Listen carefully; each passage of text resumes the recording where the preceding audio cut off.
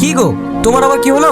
আর মাকে সাথে ধাক্কা রাত দিন কুক কুক করে কাশবে আর এটা তো ওটা তারপর হুকুম করবি, ওসব আমি সহ্য করতে পারবো না। এমন করলে হবে?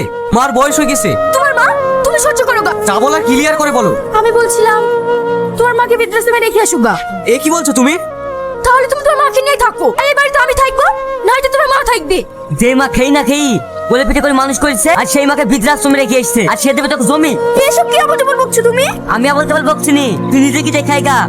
মারে, আমি আসার পর থেকে আমার যেভাবে সেবা যত্ন করা শুরু করেছি তাতে তো ভালো থাকতেই হবে। কি ব্যাপার মাসিমা, আপনার চোখে পানি? আমার ছেলেটা যে কি করছে। ছেলে? আপনার ছেলে আছে? তাহলে আপনি এখানে কেন? আমি ছেলে বউয়ের কাছে বোঝা হয়ে গেছিলাম রে মা, তাই ওরা আমাকে এখানে রেখে গেছে। দুঃখ করবেন না মাসিমা, আপনার এক ছেলে আপনাকে এখানে রেখে গেছে, আর চারিদিকে তাকিয়ে দেখেন শত শত ছেলে আপনার কাছে।